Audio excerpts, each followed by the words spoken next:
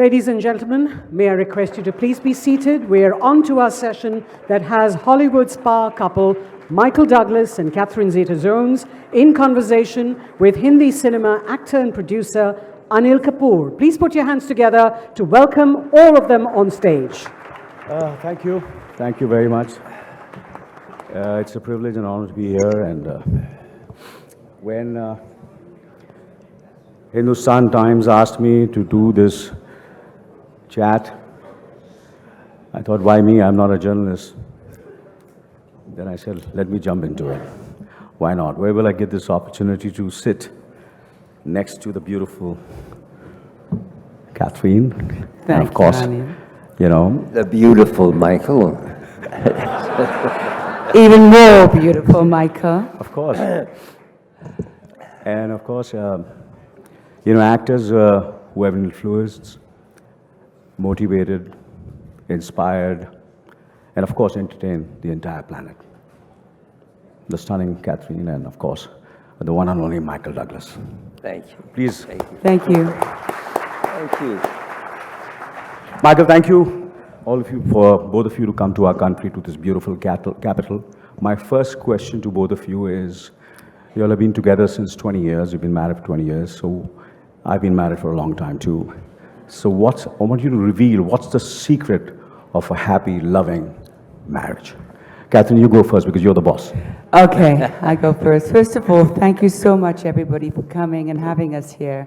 We're delighted to be back in India. It's a country that's very close to our hearts, and we just love coming here. So thank you very much for your hospitality and the invitation, and to meet Anil, which has always been a treat. Well, yes, we have been married for nearly 20 years, and they said it wouldn't last. But it's been a wonderful journey of real love and friendship. I think I was lucky enough to marry my best friend, and we were together through thick and thin.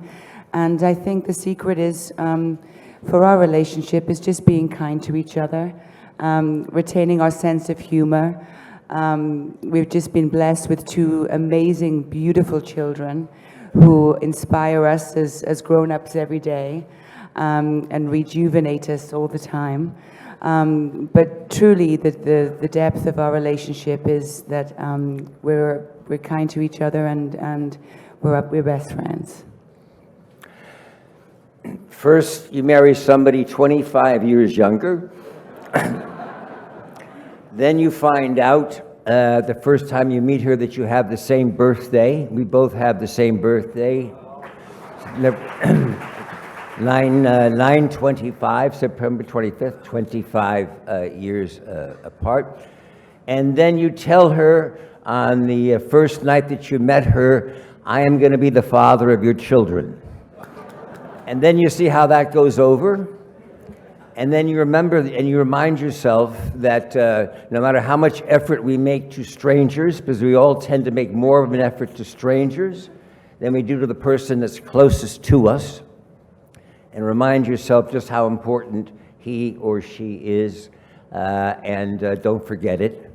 And then finally, happy wife, happy life. So. Michael, I want you to, you know, I read somewhere that your dad, the great Kirk Douglas, wrote a letter on your 19th or 20th anniversary? 19th anniversary. What was the letter? I want you to share the letter.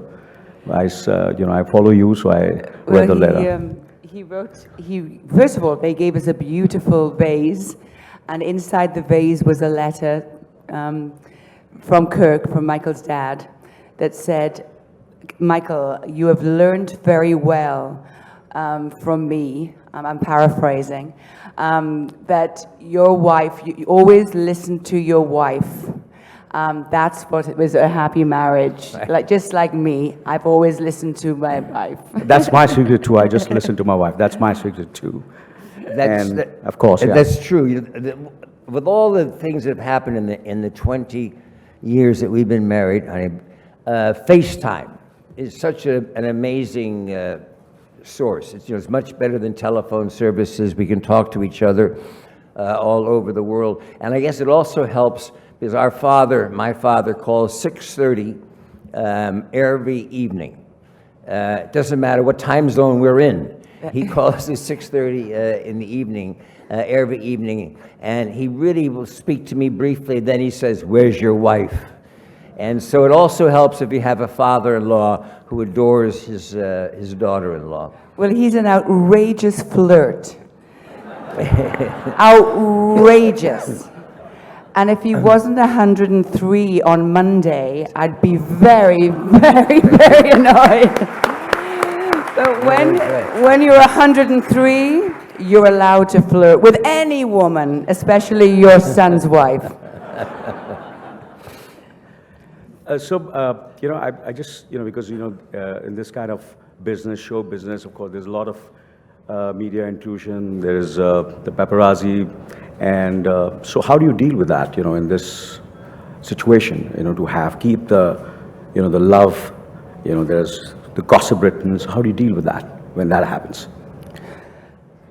Well, for us, we do have, put it this way, when we got together, when we were dating, and then when we consequently got married, over these years, as Michael always says, 2 celebrities make 20, So what we've done and what we've been very proud of with our children is keeping our family life as private as possible.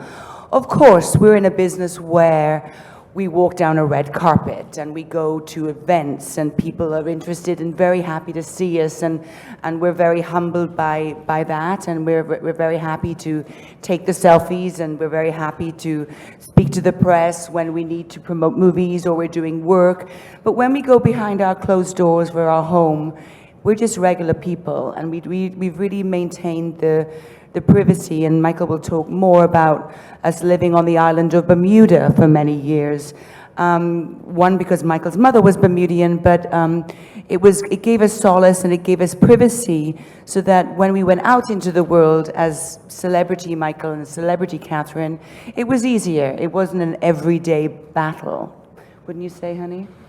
I do. I think logistics play an important part of it. We live back east, in both New York City and in a place out in the country, which sort of separates us from the constant, Hollywood culture, business meetings at breakfast going all the way through, and everything. It's one of the reasons why both of us choose not to live in Los Angeles. It's just a very serious industry town, and it's hard to get away. I was fortunate, I think, if of all the advantages of being second generation, of having a father who was a movie star, and being able to watch how he conducted himself in front of the cameras in public versus having a home life, and understanding that separation. And I think that's helped our kids. And getting back to our marriage, I think it really helps when you're both in the same profession. It makes it a lot easier. We try to schedule our work life so that one of us is home. Of course, that doesn't matter anymore, because we just recently become empty nesters, which is a whole other world. As many of you might know, as Catherine and I get to know each other all over again. No more conversations about our children, breakfast, lunch, and dinner. And we get to come to India, so we're very happy. So now that, talking about... Thank you. This is a question of father to a father. Okay, I'm a, father. We've been in this business for many years. My father was a film producer. I'm an actor. My daughters are actresses. My son is an actor, and there's a lot of talk about nepotism. You've been, a person whom I've admired. You've been my role model. You were a son of the great Kirk Douglas, and your achievements have been absolutely respected all over the world. How did you, deal with this, being a son? Was it a curse or was it a gift with the Douglas name? That's a good question, Anil. I think, well, first of all, I was a late bloomer to becoming an actor. It was not some passion I had. It was probably a rejection to my father, and the fact that he was gone a lot working, so I was not one of those who always wanted to be an actor. I was in the university, and I was undeclared. I didn't have a major. This was in the 1960s, and I guess you could call me a hippie. And I was finally in my junior year of college when they said, you know, you have to declare a major. You can't. And so I thought, okay, man, I'll do theater, you know. Because my mother's an actress and that. So I started late, and I was not good. My father, I must say, was wonderful. He came to all my college productions. And the first time he saw me, he said, Michael, you were terrible, you know. So I began from there and sort of just worked hard at it and became better. But I was always in the shadow. I'm sure, Anil, you had that earlier in your career. I always felt in the shadow. People would say, oh, that's just like your father. And thank you very much. I appreciate that. But the reality is you're trying to create your own identity. You don't want to be told that you're just similar to your father. So for me, it didn't come like 20 years into my career when I won the Oscar for Wall Street that I finally felt, and why the Oscar probably was more important to me, maybe even than other people, that I felt like I stepped out of the shadow of my father and kind of created my, my own identity. I think that, and the fact that early on I was able, he had acquired in a book called One Flew Over the Cuckoo's Nest, right, yeah, which he had gone back to Broadway, and it made it into a play. And at the height of his career, it was right after Spartacus, he went back to do this play, and yet he could not get it made into a movie after that. He tried for a while. And then I was out of college and was beginning to work, and I had read this book, and it was fantastic. And I said, listen, he's trying to sell it now. He couldn't get it made, and I said, let me try to get it together, Dad. Just give me a chance. Let me run with it for a little while. And he said, well, what are you going to do? I worked 5-6 years to try to get this movie made. You're going to get this? I said, let me just try. And a couple of years, I was able to get the picture made, and he looked at me with a whole new look in his eye, and that sort of changed. Of course, unfortunately, by then, the idea was that he was going to play the part that Jack Nicholson played, but he was a little older and things had changed by then, so he's never forgiven me for that.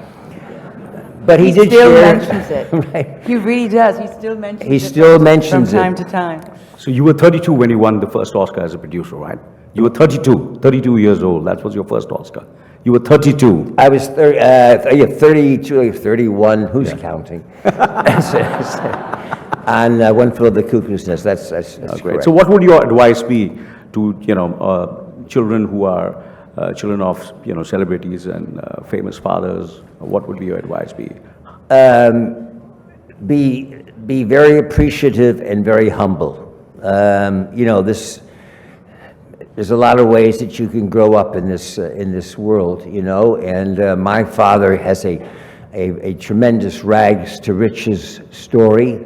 My grandfather was from Belarus, and he arrived during the Russian Revolution in 1914 in the States as an immigrant, illiterate, and my father was born in 1916, and he worked his way up hard. His folks did not speak. My grandfather was a junk man. He had a horse and wagon. And so it's a wonderful American story about working your way up. And I think if he's taught us anything, it's tenacity, ethics, and hard work, and humility. Kathy, and I'll add actually his philanthropic world and commitment. I mean, I think that's something that has definitely been instilled in Michael with his philanthropic endeavors and his desire to make the world a better place, a more peaceful place, a safer place.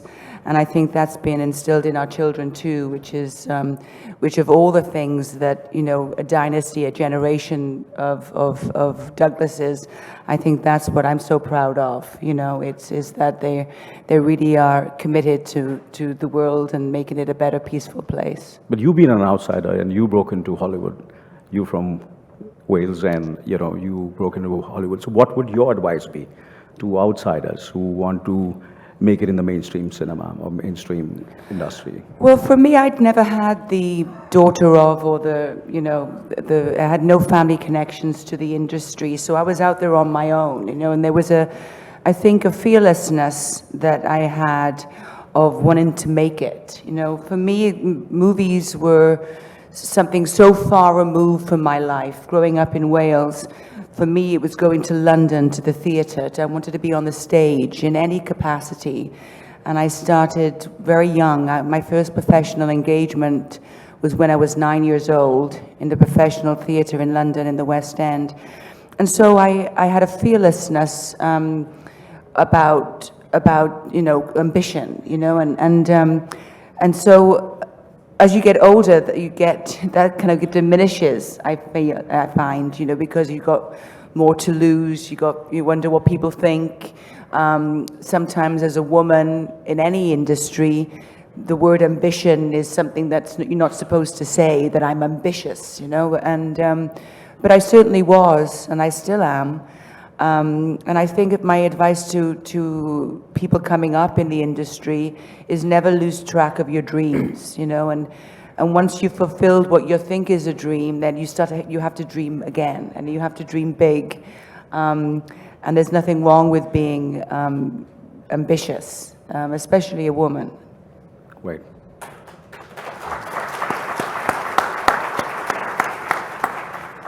Now let's come to a very exciting question, I think, because I've been known as being, in India, being ageless or forever young. But the truth is, I would agree on you. I would agree with that. but the truth is, you're my role model. Honestly, you've been my role model. You are my role model. You look great. You look amazing. Thank you. Fantastic, and you look beautiful. Thank you. Mother of two, look beautiful. We like our work. Absolutely. Your father's 103. Your mom, I've met your mom. We traveled together. That's my stepmother. I know. But she says she's my mom. Yes. When I have a good movie. Yeah. But when I have a bad movie, oh no, that's my stepson. No, I could feel that she had, because we were traveling from London to LA, and we started. She didn't know who I was, and Right. we started chatting with each other, and we had a great, the flight just went, and so I just want to know what's the secret. What is the Douglas secret of looking like this? The whole family, father's 103, mother's 100, you're 75. Is it some special tea which you drink, Douglas tea? Can you share that tea? I think the Russians, I know my father has a good head of hair. Anil, you're doing pretty good yourself, I think. So I think it starts with the hair, and I think there's certain, genetics, you love your work, makes a big difference. But following up on what Catherine said, our children want to be actors. My oldest son, he's 40, Cameron, he is an actor, but our two children together, Dylan and Karis, are 19 and 16, they want to be. And I think if you come from a successful family or you're entering the same area, you have to work twice as hard, not half as hard. You have to work twice as hard, because people, they know you, they can identify you. I think the most difficult thing about being in a family, second or third generation, is when you're in school, they can assume things. I know you, so therefore I know your income, I know your background, and they can make certain assumptions about you in school that they don't make to a normal kid, and that's the reason why you have to work a little harder. But you're telling me about the tea, the Douglas tea. The Douglas tea. Douglas tea. What is this? What is the secret? Secret that you look. What tea are you drinking? Drinking. What is tea. the Douglas? What is it? Start drinking tea. I'm a coffee So drinker. what's the secret? How do you keep top of the game? You're master of your craft. Well, and children again, from you learn. I think you learn. My father has always worked out. Yeah. He's 103, and he still has a trainer come to the house. And I remember he had a trainer for about 40 years, Mike Abrams. And when Dad was about 90, I called him and I said, I listened to him. I said, Dad, what's wrong? You don't sound good. He said, oh, he said, Mike died. I said, oh, I'm sorry. You were with him a long time. He said, yeah. I said, how old was Mike, your trainer? 94. So I don't know. I think certainly having a wonderful partner like Catherine helps a lot. And doing what you like to do, and not stopping. You know, the whole idea of retirement doesn't appeal to me. And thank goodness there are still parts for older actors.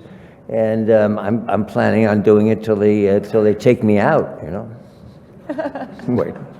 You'll be 110 by that point. So 103, 100, 75, and of course.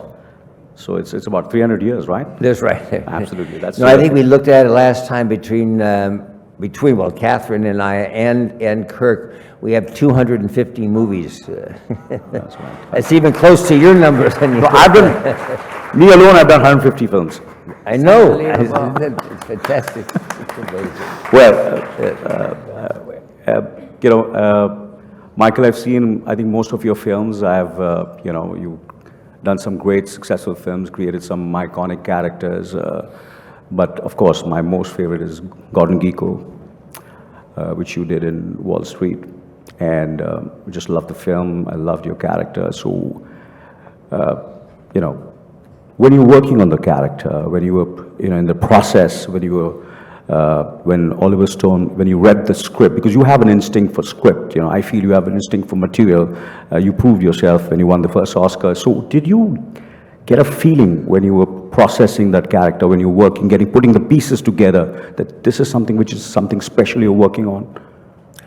Yes. Oliver Stone is a wonderful director, wonderful writer, and I did not know him. I found out later that he was looking for an actor that had some business proficiency. Anil, I am like you, a producer also, and so I think he was looking for an actor that understood business to some extent. And it was a great script. It was a wonderful script. However, we got off to a little bit of a rough start. It was about the second week of shooting the movie, and I was in my trailer, and there's a knock on the door, and Oliver Stone comes in, and he says, "Can I sit down?" I said, "Sure." He says, "Are you okay?" I said, "Yeah, I'm okay." He said, "Are you doing drugs?" I said, "No, I'm not doing drugs." "Yeah, it's because you look like you never acted before in your life." And Gordon Gekko, my character, I was like, "What?" I said, "Yeah." I said, and I don't like to look at dailies. Dailies are the film that you shoot every day before they edit it, because you always look at the bad stuff. At least in my case, you never look at what's good. You're so critical. So I said I guess I better look at the dailies. He says, "Yeah, you better." So I go look at some dailies, and I am very critical of myself, but I'm looking at thinking, this is pretty good. I saw the scene with Charlie Sheen in the back of the limousine, the seduction scene where I seduce him in a scene. And I go back to Oliver, and I said, "Oliver, I thought it was okay." He said, "It is, isn't it?" "Yeah." He said, what are you doing?" And Oliver wanted just a little more nastiness in the character. And he was willing for me as the actor to project my nastiness for the rest of the picture at him. And I've always been really impressed, because a lot of times directors treat actors like the director is the father and the actors are children. They really don't know how to behave, and I'll take care of them, and acting is a very insecure profession. But Oliver, who fought in Vietnam, and I always used this expression, he liked to be with people that were in the trenches with him. And he was not afraid for me to vent my additional anger towards him, just to create that little more of a twist. So I'm eternally grateful. As you know, not that often that you get a really good part with a great cast and well directed. So I must tell you a story about Wall Street. Wall Street 2. Uh-huh. I auditioned for that film. Oh, you did? I did, yeah. And I met Oliver 4 times. And I was desperately trying to get into Wall Street too. So I met him, and so I tried to impress him. I said, I want to show you my work. And I said, I have this film, and we ripped off your film without taking the rights, as we do in India. We used to, but till the Copyright Act came. And so I showed him this film. I said, this is U-Turn. And he had a look at the DVD and started laughing. And he talks like, too funny. This film's too funny. I said, funny. I said, yeah. I said, what about me? I said, because the bad guys were Russians. I said, make them Indians, make them Indians. Cast me in the film, I said, no, I'll think about that. But I don't know, but I like the other guy. Who's that guy? And that is Sanjay Dutt. So, I said, and then I met him again at, I think, Angelica Houston's house. She has this dinner, so I met her there. So I asked him, I said, Oliver, that guy, great face. Then I met him in New York. Then I went to New York. So my agent fixed a meeting in New York. So I was pursuing him. I met him in New York in one of the restaurants. He was doing the recce for the film. And I met him and I said, I knew that he's not going to cast me. So I said, let me have the last chance. I said, the other actor has got immigration problems. He can't travel to America. I said, what about me? I said, no, I think, Anil, it has to be Russian. So unfortunately, I was not part of one of your films. Wow. But in future, I hope, and I'm sure I'm going to work with you. Wall Street 3. Wall Street 3, yes, of course. That's a good story. And, of course, you won 2 Oscars, but I feel somewhere, Catherine, that if, I love musicals, and I love musicals. My favorite musicals have been Singing in the Rain, and of course, the recent La La Land. But Chicago, I feel is the best for me. I really love that film, and I feel you deserve 2 Oscars for that. So that it becomes two and two, because I think 1 for acting and 1 for dancing. Oh, thank you. It was absolutely spectacular. I saw the song again twice last night, all that jazz.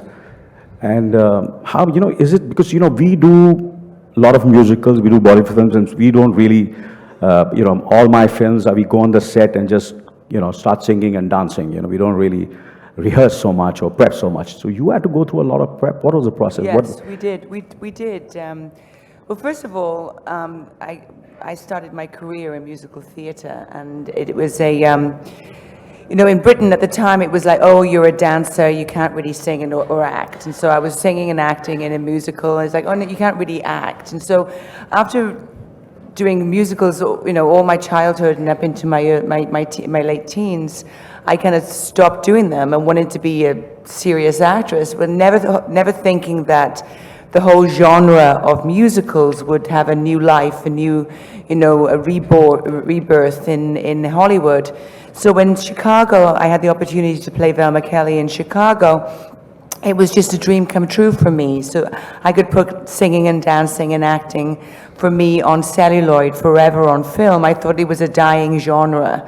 And when I was younger, I always thought that I was born in the wrong era. I should have been born in the whole golden age of Hollywood, where I would be singing, in Singing in the Rain with, or in Bollywood, or in Bollywood. It's like, why wasn't I born then, or why wasn't I born Indian, and so I could do Bollywood movies? So it was a real treat for me to be able to put Chicago on film, and the whole process. And we did a lot of rehearsals. And we rehearsed so much that we could have put it on live. Oh, great. So anyway, I'm a huge fan of Bollywood. Om Shanti Om is one of my favorite movies. This is for true. No, this is for true. This is not because I'm in India. My kids have been brought up singing Om Shanti Om since they were this high. Oh, great. My friend Shahrukh and Farah are going to be very happy. I know it. Yeah. I know it inside out, and so does my mother. So I'm a big Bollywood fan. I think because I know I would have loved to have done a Bollywood movie in my career. Anyway, so anybody out there who wants to cast me. Everybody, in Christmas, in our country, they sing Christmas carols. Our household sings all the songs from Om Shanti Om. Everybody. It's true. That's great, yeah, that's great, yeah. So where do you keep your Oscars? Where are the Oscars placed? On the bookshelf. Oh, Michael, I have to say, my husband has so many awards. We don't know where to put them. As he gets older, he gets more and more and more and more. And so we have a closet in a cupboard in the apartment, and they're there. But everyone likes to come to the apartment and ask if they could have a photograph with the Oscar. It has its own little life. okay, great. So 50 years. Sorry? 50 years. You wake up, next thing you know, your career at 50 years, they got to give you something. Yeah. So, obviously you have done a film together, Soderbergh's Traffic, but there were no scenes. You didn't have any scenes together. So are there any future projects or anything both of you are going to do? I would love to work with Michael. We came the closest to develop and working on a project that was going to be actually shot here in India. And I was one of my first visits here about 8 or 9 years ago. But we had difficulty getting the train. If you have any help here of getting the train between Mumbai and Delhi, we needed the train. But then, of course, I realized a lot of people need the train, not just a movie company. And we couldn't shoot during monsoon season, so we had a logistic issue. But I hope we'll do something.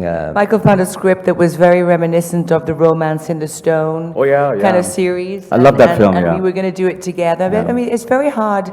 For me personally, maybe not for everybody, but when there's a married couple and you see them on the screen, there's something, the project has to be very specific. I find if it's, a love story, it becomes a little voyeuristic, I think. There's something unsettling to me as an audience member watching other married couples on screen. So I think there has to be, the project would have to have a dynamic with some humor, some action, some fun in it.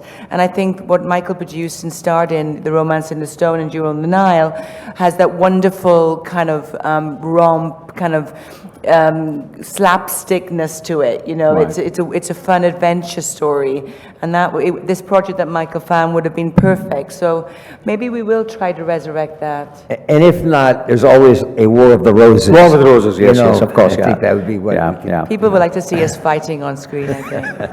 Well, I would. Michael, Hollywood is learning more and more, leaning more and more towards the spectacular special effects, laden superhero films. Intimate dramas, romances, and comedies are few and far between. Martin Scorsese, Francis Ford Coppola they've criticized this trend. What are your thoughts on that? I exactly understand. In terms of between where movies are at today? Yeah. Well, I mean, this is the magic of streaming. I know you had Reed Hastings here yesterday, and I do a series now for Netflix, and there is never in the history of the film and television been a better time for artists, not just actors, directors, producers, writers. Streaming has brought so much more product to the market. It's also, we have a sort of a separation that exists in our industry between television and movies that permeates through acting in all forms. Television actors, because they're perceived as, because you can see them for free on television, that's a television actor, but a movie actor, you have to pay to go to the theater. And there's always been this sort of separation. Streaming has allowed everybody to cross and has really broken down that barrier. So I think it's a wonderful time. Yes, the big screen is filled in a large part by these CGI special effects movies, but I don't know how difficult it is in here, but it's part of the success, I think, of Bollywood too, is you go to a theater where you have to, either pay for parking or have a meal, the tickets are not cheap, it becomes an event. Right. And you need to have it on a screen, an event. And that's why I think it's made it very difficult for the more personalized picture. I was just told this morning, we just had a couple of our award seasons nominations come out, and 2 Netflix movies are leading the candidates for award season, The Irishman and Marriage. It was The Marriage Story. Yeah, right, Yeah. yeah. I just saw it, I just saw bits of it last night, yeah. Right. Yeah, I heard a lot about it, and it's a terrific film, yeah. And so, Michael, you're known to have clear-cut political views. This is one political question I want to ask you, if you don't mind. Would you share with us your views on the American governance today? On the president race? Is that right? Yep. Oh, I thought How long have you got? No, I thought I thought I was going to get out of India without having to. Oh, do you really want? Does anybody really want to hear that? Isn't it nice to have maybe half an hour of not talking about our American president? Cool. Okay. I mean, it's just he just takes the air out of the room. Okay. It's a crazy time, you know. It's a difficult, and just as I try to look outside of our own country, because there is a kind of a strange populist movement that seems to be going around the world. Certainly in our country, you're seeing it in a lot of countries in Europe. I know you're dealing with volatile issues here in your own country. I'm not exactly sure where this polarization has come from, but what does really worry me is this fake news and this idea that facts now can be changed. We deal in our industry with the idea that you can take with a CGI, you can take my head and put it on anybody's body and have things come out of my mouth that I've never said. And I don't know where this is going to be leading. Certainly we're going to see in our next election in the next year. They've already discovered issues with President Obama where there were speeches that he gave which he didn't give, which was simply CGI'd with the face and using his voice. So the areas of this fake news and what's happening on the internet is really a confusing issue that I do worry about, because I don't know if we all have the patience to get to the credible bottom of what the truth is. Cool. So there's a question which I want to ask you from the audience. That's one of my favorite films too, American President. I love that film. And any favorite memories from the movie, The American President? And of course, Catherine, you're working with the great, doing that film, my favorite film again, Entrapment, Yes. with Sean Connery. So first to you, Michael, any favorite moment from the film, American President? The American President was written by Aaron Sorkin, who's a leading wonderful writer. He's on Broadway now with To Kill a Mockingbird. Yeah. And out of The American President, Aaron developed the series West Wing. So it was, again, a wonderful, wonderful script, which is what you really look for. I remember thinking when they offered me the part, oh, I'm too young for this part. Little did I know how quickly we age. And I had a wonderful experience. It was really good. Rob Reiner was the director, excellent. It was very interesting. I can't say Annette Bening, who played, and I'm very, very fond of Annette, we were very close, but she has a very professional way of acting, and it was just interesting. We did not have a lot of social interaction off camera, and yet had a wonderful, wonderful chemistry. Chemistry is an amazing thing. So I like The American President. Many politicians enjoy it, but I always remind them, but I know how the script ends. You don't. I think, Michael, there's a whole bunch of fans out there who still thinks Michael should be running for president right now. And I agree. Wow. Thank you.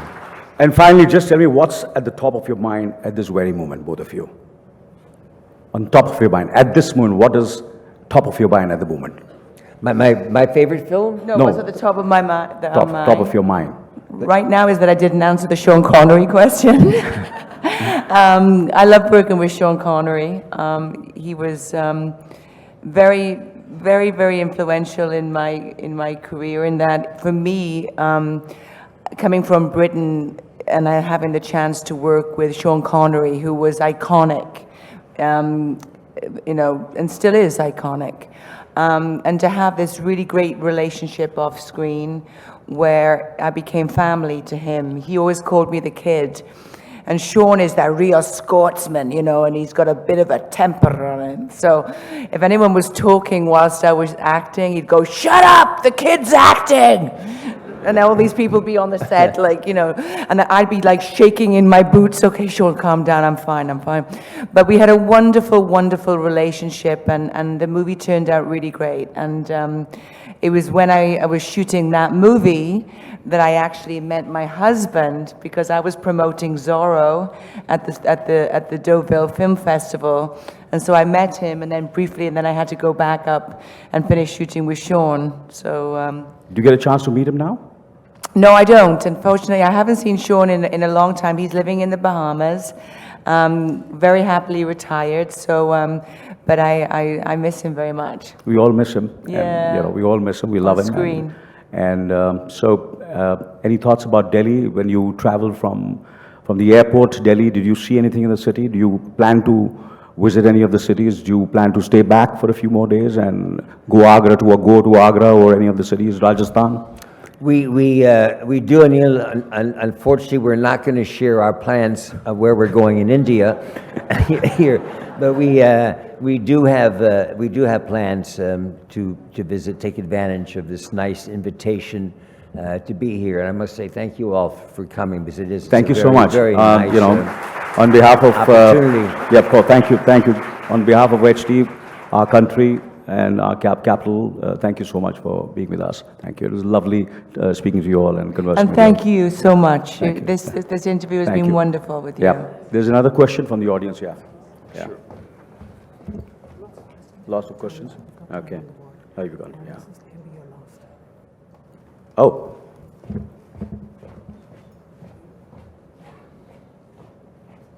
Has Sandy Kaminski got under the skin of Michael Douglas more than Gordon Gekko, thanks to Netflix being such a intimate medium?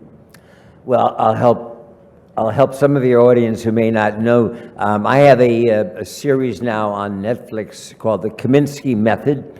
You can catch it. It's a half-hour comedy produced and written by Chuck Lorre, who's a very, very successful television producer. Did 2.5 Men, The Big Bang Theory, Young Sheldon.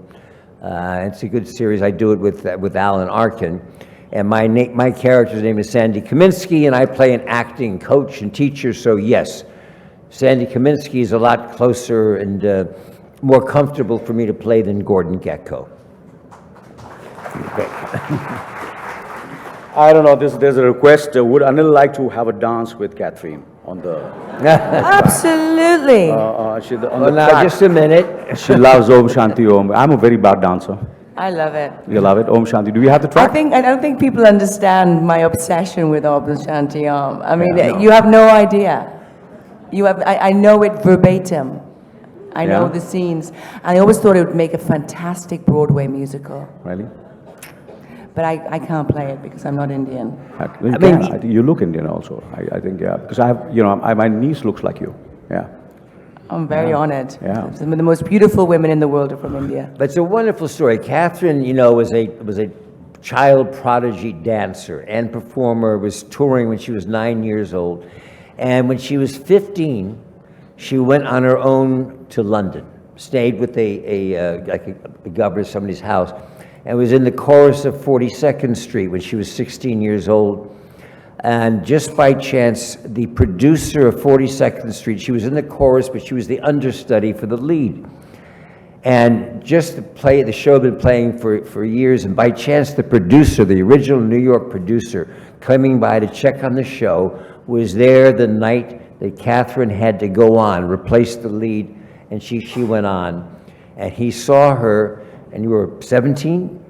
17. 17 years old, saw her, and then gave her the lead in the show based on her performance. So sometimes it combines a little bit of talent.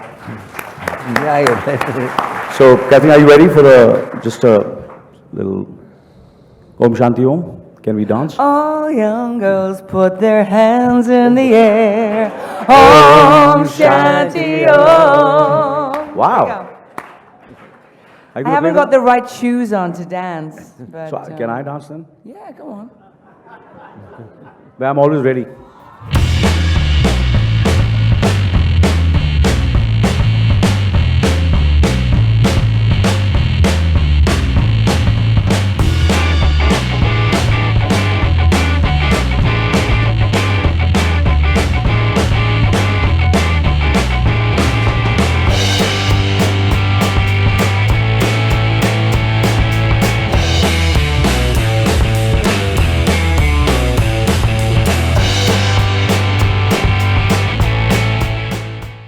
Oh, well, that's my workout for the day.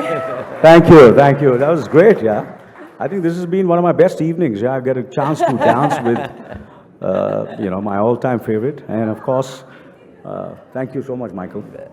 Hope to work with you in Wall Street 3. It worked for me. Yeah. Yeah, it was good. Any collaboration with India? Any films? Any films in the... Any collaboration, future collaboration with India? Films? Oh, Would you? this is an audition. I'm hoping... I think you better get up and do some Om Shanti Om. Yeah.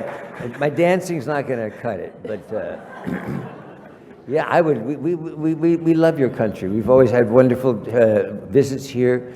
Have good Indian friends in the States, and it'd be a joy and a pleasure. And thank you again to Hindustan Times for bringing us over. It's been just a treat. Thank you, thank you.